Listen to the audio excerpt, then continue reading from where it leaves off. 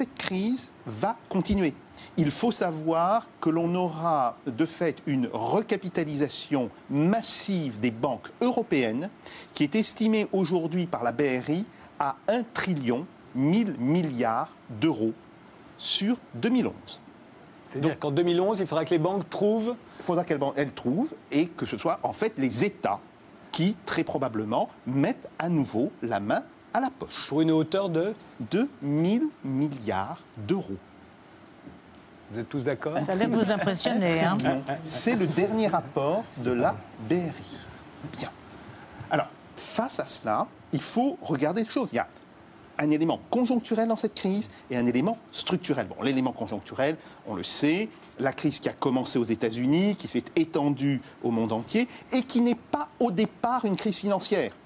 C'est la crise de l'insolvabilité des ménages américains. Cette crise n'est pas financière, et ça j'insiste beaucoup là-dessus, c'est une crise qui vient de l'incapacité des ménages à faire face à leurs contraintes financières. Bon. À la suite du chômage, né des délocalisations. Bien entendu, mais et des emprunts qu'on leur avait fait contracter. Absolument, absolument. Et donc la crise, en fait, elle a une cause réelle.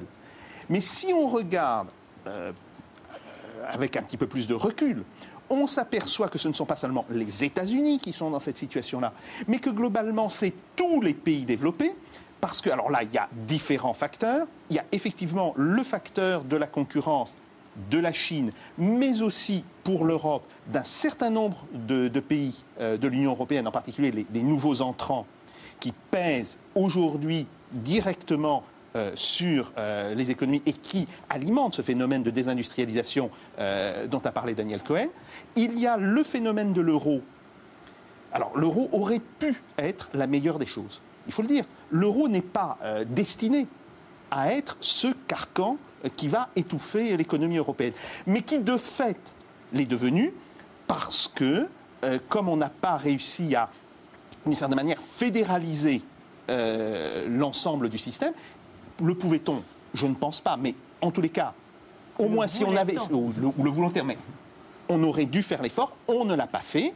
Le résultat, c'est qu'on a eu un euro qui a été réduit, en fait, simplement à un nouveau type de contrainte monétaire sur les pays.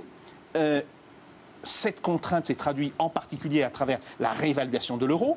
Là encore, il y a une étude de l'INSEE faite en 2008 qui prouve que chaque fois que l'euro, à partir d'un niveau de base estimé à 1,05 $, 1,10 $, prend 10% de plus, c'est l'équivalent d'une hausse des taux d'intérêt de 1% en France. Bon, et là, on peut constater qu'on est à peu près à 30% au-dessus du niveau. Donc, on a 3% de taux d'intérêt en plus. Et donc, c'est la conjonction de toutes ces crises qui, aujourd'hui, nous met dans une situation qui est, à peu de choses près, insortable. Alors, on va prendre des mesures. Ces mesures, à mon avis, ne sont que des rustines que l'on pose sur la crise. On a posé une rustine avec le plan ce printemps. On est en train de poser une deuxième rustine à travers le plan d'aide à l'Irlande. Il est très clair que la crise va reprendre dès le début du premier trimestre 2011, que l'Espagne et à terme l'Italie, à cause de la crise des banques italiennes, seront dans une situation de plus en plus difficile, qu'il faudra à nouveau les aider. Et là se posera le problème de l'Allemagne. Est-ce que l'Allemagne accepte, l'Allemagne qui quand même fait 70% de son excédent commercial sur les pays de la zone euro, ne l'oublions pas. Est-ce qu'elle jouera le jeu? C'est-à-dire, est-ce qu'elle compensera les pays qu'elle a d'une certaine manière mis un petit peu en faillite? Est-ce qu'elle procédera à la politique de relance en même temps que d'autres pays seront obligés de faire de l'ajustement budgétaire? Ou bien est-ce qu'elle maintiendra sa position qui consiste à dire non, nous refusons toute Europe de transfert, nous refusons que la zone euro soit une zone de transfert, elle refusera aussi la monétisation d'une partie des dettes, et là, il faut le dire, je pense qu'à l'hiver prochain, donc l'hiver 2011-2012, nous aurons la crise terminale de l'euro.